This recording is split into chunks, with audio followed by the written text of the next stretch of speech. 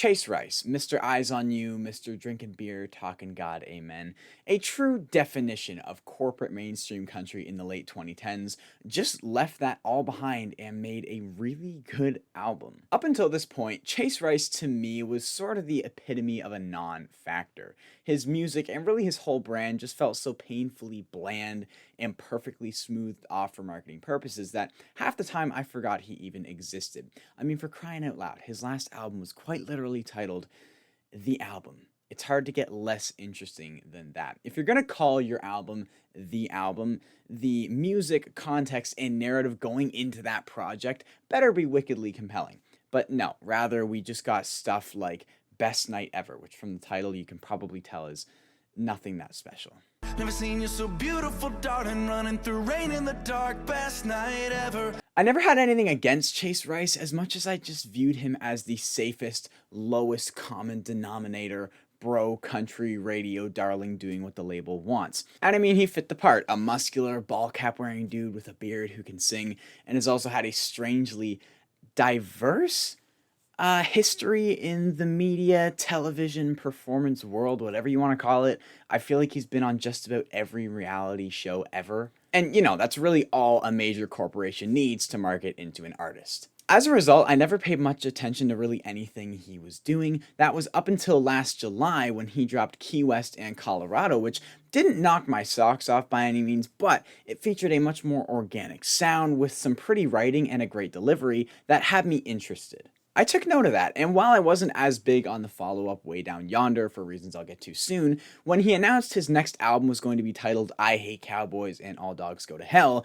and the cover was this different and aesthetically intriguing vintage image of his dad holding some Coors Banquets with a crazy mustache, instantly I had to save the date on my calendar so I could find out what the heck Chase Rice was up to. I was confused. I had never been this excited for something Chase Rice was doing. Then finally, this past Friday, February 10th, while everybody, myself very much included, was gushing over the new Ernest album, once the dust settled, it actually was this new Chase Rice album that had the town talking. It feels like this album sort of caught everyone off guard in a good way, myself once again included, so let's talk about it. Although this album is far from perfect, I think what makes it so engaging and so easy to get behind is the fact that unlike a lot of Chase Rice music up until this point, this new album feels truly genuine, personable, and relatable. I don't know how Chase Rice and his team did things before, but the shift from painfully corporate R&B influenced radio mush on his other albums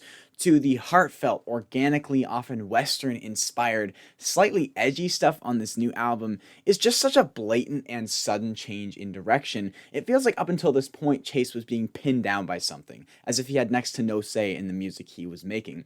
Again, I don't know what the situation behind closed doors was, but such sharp artistic 180s just don't happen out of the blue. So I wonder what changed that to allow Chase to move in the direction he wanted to. I mean, if you listen to his recent interviews, he openly holds this album miles above his others, and if anything, has a bit of disdain for his previous work. It's almost like he wants to bury that in the past and just present himself as a new character moving forward. In that way, it reminds me a lot of what Brian Kelly did after Florida Georgia Line broke up in 2021. It was evident Brian had no interest in where Tyler wanted to take Florida Georgia Line, so as soon as they broke off, Brian went his own way, made his beach country thing, and it was really cool and interesting, and I feel very similar towards this new Chase Rice album. Now, he wasn't in a duo where the other partner was making stuff Chase didn't want to make, but it's just such a sharp change and one that feels so well planned and thought out. I can't help but think there was something or someone or some contractual thing behind closed doors that was really boxing Chase in. From front to back, this is one of the most sonically pleasing albums you are going to hear in 2023. Top to bottom is just smooth sailing with all kinds of warm electric guitars, super crisp acoustics, very rich organic percussion, as well as an awesome amount of piano and banjo, and vocally Chase is sounding as good as he ever has. Musically, this album just feels like a breath of fresh air. A lot of the songs production-wise are very open and spacious, and it lets the sounds and acoustics ring out really well. And it's just so pleasing and so enjoyable, especially coming from Chase's older stuff, which was your very stereotypical like snap track, drum beat, drum loop, bro country, boyfriend country, ball cap, whatever. Right away, I think the opener, Walk That Easy, is a great example of the raw energy and organic sound that this album is built around, and I also think lyrically it's a pretty good representation of what you're getting yourself into. Very simply and plainly put lyrics with common themes of love. I think Chase himself put it really well in the caption of his Instagram post the night the album went live. He says, "Tonight I dropped the best album of my career. If that sounds cocky, I'm sorry. I don't mean it that way. This one just took a lot out of me.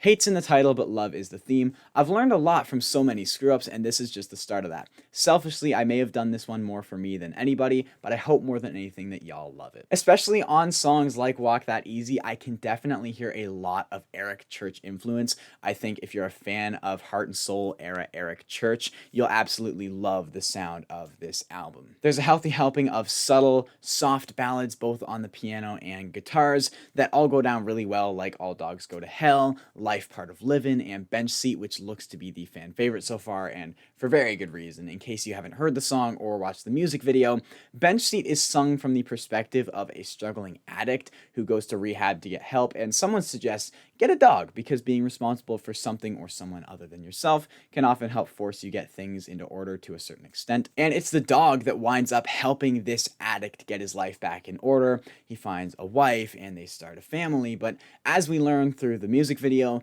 the addict, who is played by Chase, has this relapse and overdoses. And then there's this really neat twist in the final chorus where the perspective seems to shift from Chase, or the addict, onto the dog, and the dog is saying, "I knew this day would come. I just thought I would be the first one called home." It's beautiful. It's a very powerful message about addiction and mental health, and Chase made that very clear in the music video. Easily the lyrical, conceptual standout of the entire project. It's just a super cool song I did not see coming on this album, but it's been really cool seeing how the fans have connected with it and championed it. And I think artists and labels are finally taking notice of that.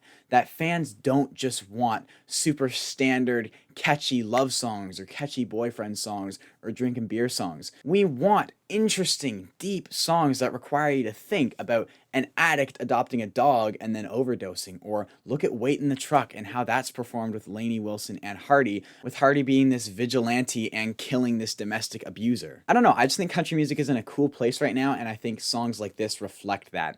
But musically, I think almost by default, the standout has to be the 8th track, Oklahoma, featuring the Reed Sothall Band.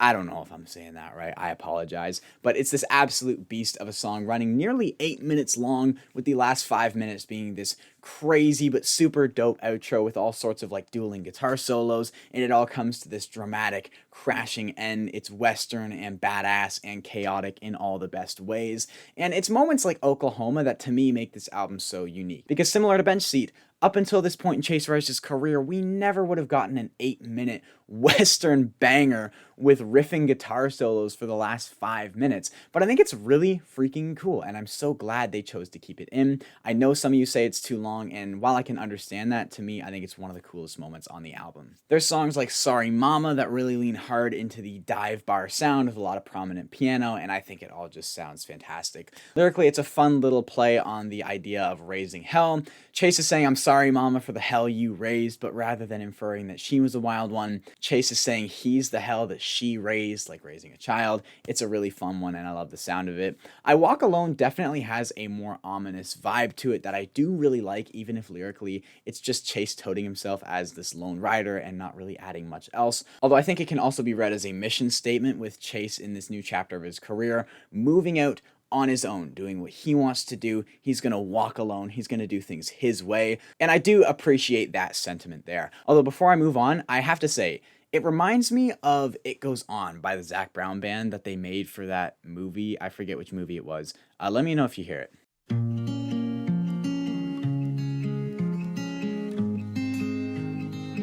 It goes on and on. But while I think this album rocks out really well on a song like Oklahoma or Sorry Mama or Goodnight Nancy, that's a really fun one too, I think my favorite moments are the more stripped back ballads like All Dogs Go to Hell, Life Part of Livin'. Even if lyrically they're pretty checklisty, Riley Green type of songs, They just sound so pretty and down to earth. It's like all I want to listen to when I just go for a nice spring walk. It just scratches that itch. I don't know how else to say it. But my overall favorite song has to be the partial title track and closer, I Hate Cowboys. 'Cause they think that they're John Wayne walking through the door. Not only does the song sound incredible with the build full of pianos and classical guitars, I think lyrically it's maybe the most self-aware and feels the most Chase, because in order for this song to work, Chase has to admit he's not a cowboy. And I like that a lot more than when he plays dress up on a song like Way Down Yonder. I like this more self-aware Chase. He's not posing as the guy, he's posing as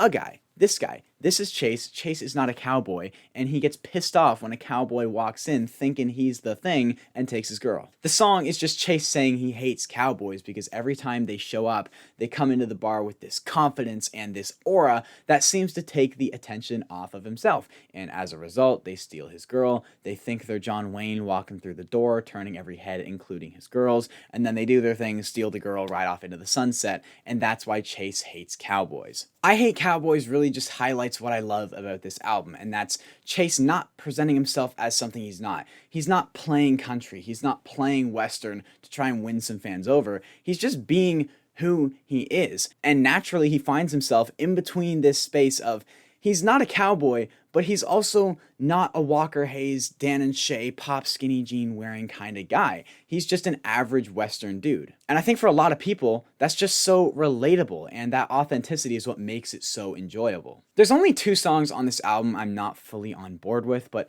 if they were to come on, I'd still happily listen. Those would be Way Down Yonder and Bad Day to Be a Cold Beer. Bad Day to Be a Cold Beer has just simply been done too many times before. Off the top of my head, I know Colby Acuff and Drake Milligan both did that exact song, and there's probably many others I don't know. I just don't like they're saying the exact same thing and built around the exact same line. As a result, they all kind of just feel a little cheap because I've heard this exact song numerous times before. As for Way Down Yonder, I actually think it's a jam and don't mind it on its own. Where I struggle is I don't think it fits into the album very well. Like I was just saying, one of the things I love about this album is that it's not Chase playing dress up. Chase isn't acting to be this character. But Way Down Yonder is just dress up. Chase is acting like this moonshine dealer, raising hell in a trapdoor bar where they're making those tax-free dollar bills. So sure, the song is a heater. I'm just not as big into this like Western cosplay he's got going on.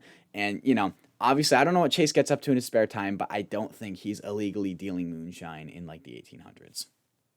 However, on the topic of Way Down Yonder, you cannot tell me a Coulter Wall interpretation would not slap. Something about those opening slightly out of tune guitar notes just sounds very The Devil Wears a Suit and Tie, very Sleeping on the Blacktop. I'd love to hear a Coulter Wall, Saskatchewan interpretation of that song.